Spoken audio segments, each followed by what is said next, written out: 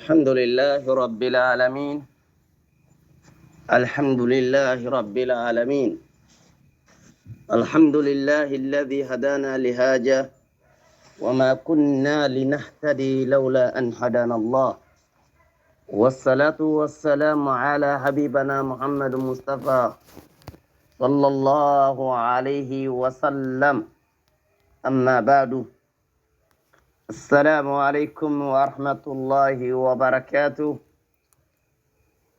أخينو oda Allah tiga na Allah mama Allah kebedo tiga dengan kawoda king Allah tiga jalla wa ala tikallan ka hunga adi banagan ka hunga oda king Allah tiga oda king Allah mama wa king Allah nyaga na yampa yaga na yampo maka oda nyaga subhana agana yampo junubun no gondi fo bangantan do fo fokunton cu oda kammun kamanyaga subhana agana yampo maka odo islamin nonen sullew abana nya yugo nya ba wanya haranya ba anya khrisenye ba nya lemene ba madam osuga kai kacci ba ne kebe kamma osuga kai killi ba ne kebe kamma ayaga ni silama ku ke kamma oda Allah nyaga odo isudanga makammun kamanga ana yampo maka warayani yampana tunke oda nyaga subhana agana yampo maka oda nyaga nema ngar jannan kanga agana nyangoda takke agano kisi agano tanga baka jahannaba imbenga duna kuti mokonga Allah gana ne wondo dangani ta Allah tunka kunga da fannan siranga da banan na kunga kengana dange wasallina nabi men kamma ayagani Muhammad ibn Abdullah alayhi salatu wassalam النبي مكبي الله سبحانه وتعالى قدقي ننتدغنا نجوفن دن دبارك الدين أياغني سلاما غن ديننا كنيندي النبي من صلى الله عليه وسلم أردت تنبين دو بيتين شوارك الدين كنيندي دندنا كودو دغني ماني سبب دغني أمتونغا كسني القيامة كوتا كمبانه كان نبي نيمي أقولي كان نبي نيمي أتامبي كونو دانغاني أكو وبينو غنا أمتو نونغا هراغا كالين تخين ديغا جونكويني كاتي كمانغا النبي نيمي صلى الله عليه وسلم أغا هميني دو أمتو نونغا أغا هميني دو أمتو نونغا النبي نيمي صلى الله عليه وسلم كما غنا غيرنا سيغ الله سبحانه وتعالى جمنغا كي النبي نيمنا ركومتنا خبارن كنو الله كما او غندا فايندي كتابا انا فقلن كتابنا نتيمي انا مبغدو فالي خوني انا النبي نيمن ديغان كنو اوني ترينكا والله كي النبي نيمي الله سبحانه وتعالى دا قرانك كنايي serega khoran nyagun kane mogo shere balionga khoran kane mogo annabi nyimenga sallallahu alaihi wasallam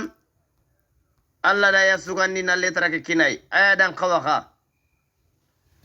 kammun kamangara kebe da bar kenya ni tongo kenya na alla kisenga alla nema agana yang kandi annabi nyimen kamma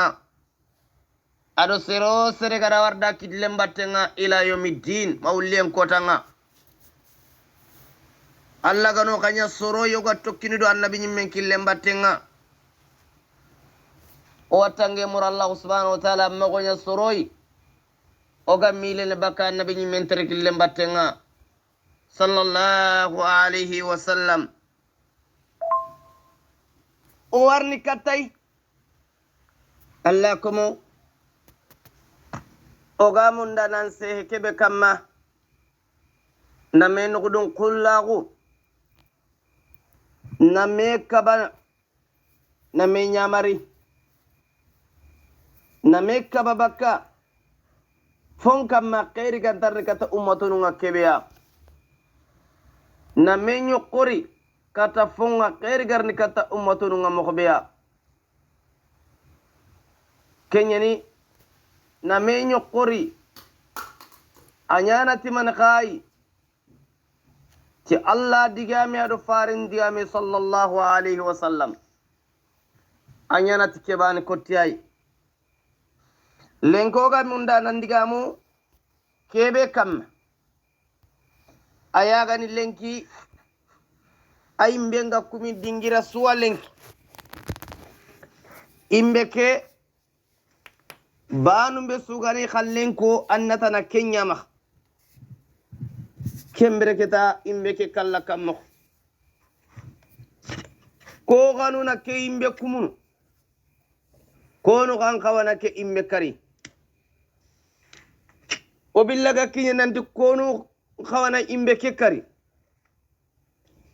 onan digamu kubenu ga imbe ke kumunu wa Allah farenga da ko mo be sallallahu alaihi wasallam nanti langande yerda billagatini langande atiman gai alfitnatu na'imatu alfitnatu na'imatu fitna fitna akhin kentenyan fitna ayani fitna fitna kentenyan de wallahi yogonunya sababu nga ida fitna nyimbun kumu debun no hondi har kellenki korna kare annabi nyimmen kati fitna kenkentenyan kebe kenkentenga niwo mannan kellono ken ngullende gonni mannan kellono ken ngullinde no gonni Allah kome agananga khairi nyakanun kata ummatonunga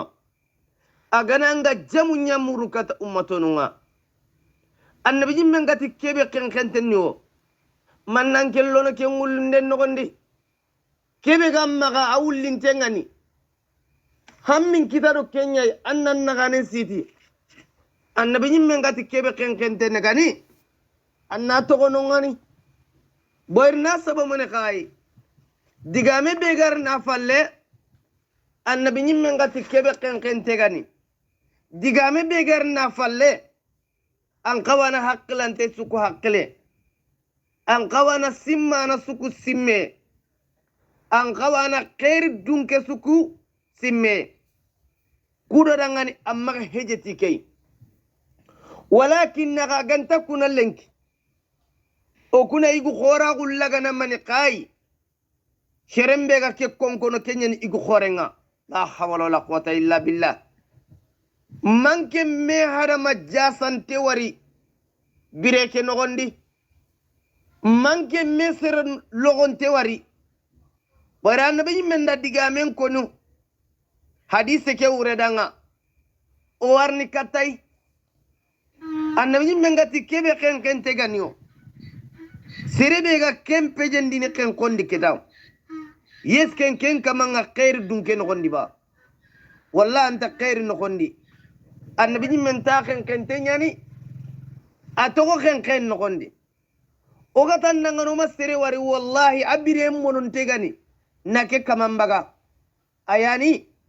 sherembe ga fitna aga wullini oda fitna laga na kumu sagambanu nagalenki okori na kari oda fitna laga na kumu yaki kinendo yaki yakin naga okori na kari oda fitna laga na kumu debenta ganu naga okori na kari ikhwani fillah sorongi deben nogondi ihitumayenga khaniya nginaga ikitunkini meya kanke mbegari na fitna laga na kumu anda fitna ke kumu do mane kai iganantirnde angara ke fitna be kumu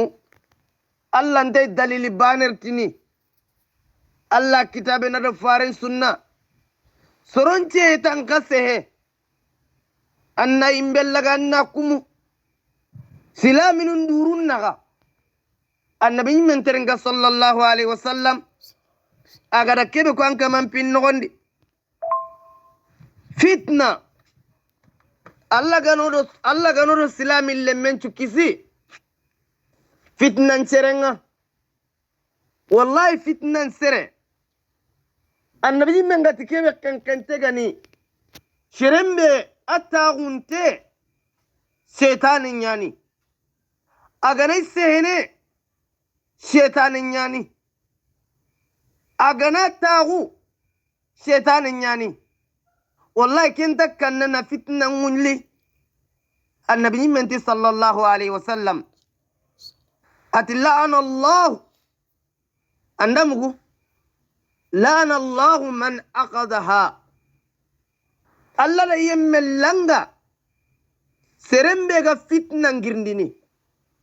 والله فتنة كتانا لنغانتينياني والله اللنغانتينياني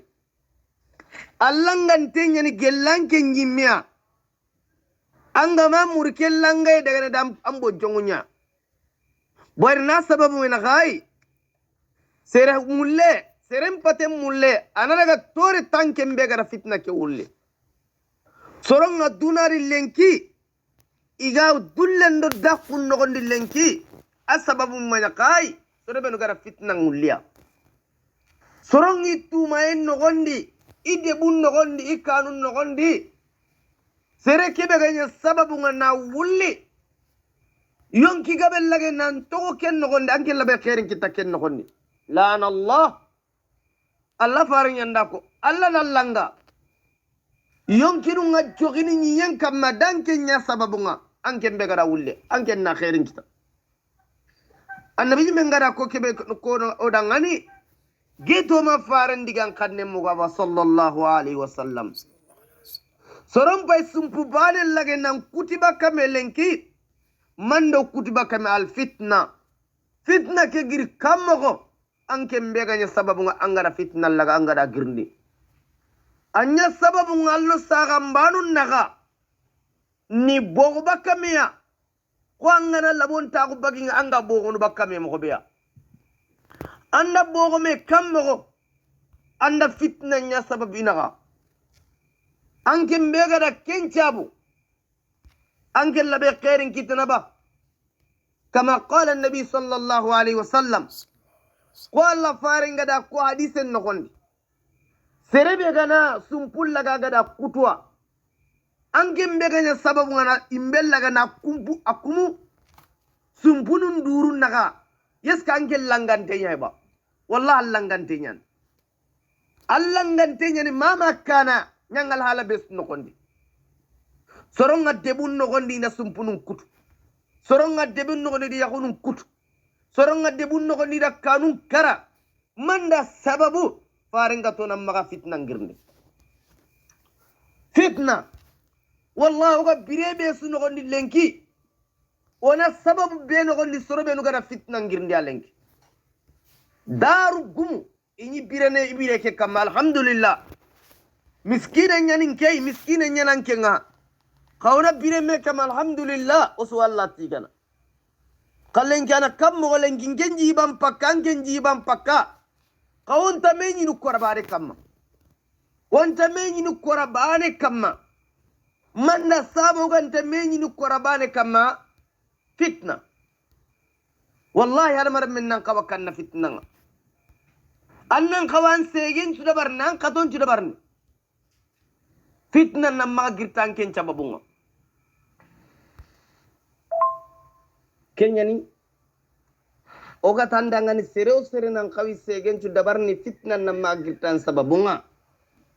wallahi gellagane fitna nganta gilli tanken sababunga an kappalle manya gani an min jangin yana an gundan le manya gani fitnan cere nya gani boxe bakay paski khairin ta kempin nondi abada kenna fitna nya girndini abada sondo munya kajini ta kenga abada soronyan cinon ta kenga wallahi gella garan ken kaman ka jikku ga an kappalle manya jikku gani boxe bakay bari farenga ti serebe langante gani kitaw angin na kenya na kapalle mai kammo angin na kenya na gundalle mai kammo wallahi amma bore bakkai ko talli ne anke nyimme ga yagunu kanando konno na kenta bayin kenta bayin warna sababu na kai aga imbe sukkumunu anga ho kala anto ho kala adam be anga kebe kala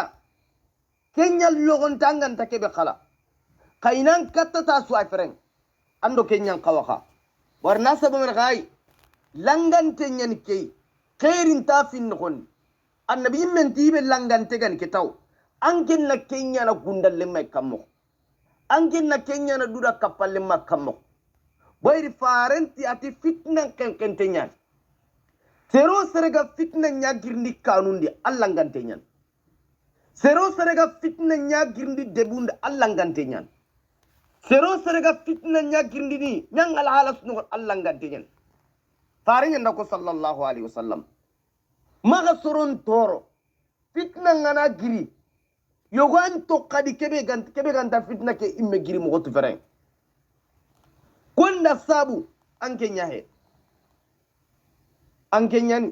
ambagara yugo atella na te wonda kempate mullenya korno haklen to fitna ngirnden no konde surtout serebe ganya kagume anganya kagume annam paklen to fitna ngirnden no konde kagume jaman nyagadan kembatenga anke nyaganya sababun anga fitna nyagindi kande anyanda kankara annatire tu jamon pilli gara kita anda imbe kumu jamon pilli mena ken imbe gana bugu ma illi mena kolla be gemme ken fitna non anke awa marana su annam paklen to fitna nginden non bari Allah na farenda ko Allah imme kada ko Qur'an ho ati kakaru fitna nga kanat nanti fitna ta kempene serenga kebe bane gara fitna ngirndia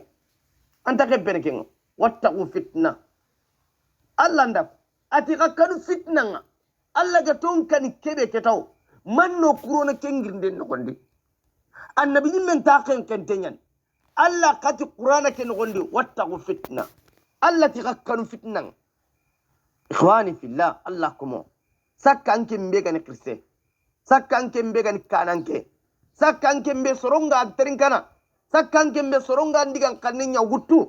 maga fitna ngirndi fitna aga gilli mo gobeya ada ga kalla no gobeya aga girno mo gobeya anga ken ka kalla minne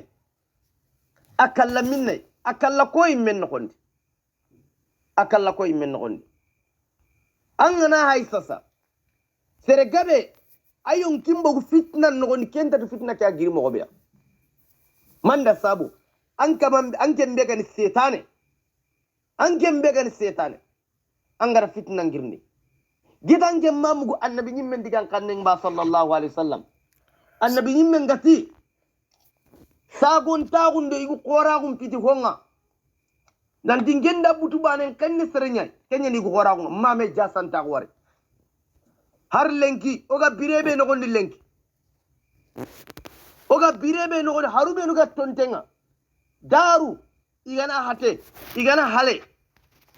iga kenne meya lenki kunyi menu duru nyal logo lenki ga kenne me lenki ka haramar mendi hakle haramar mendi kilo oy mega sababu oga fitna sababu mena ya ko gabere ga gurje na mbono manda sabu fitna nyan ka gabere ga nan kare bakame manda sabu fitna nyan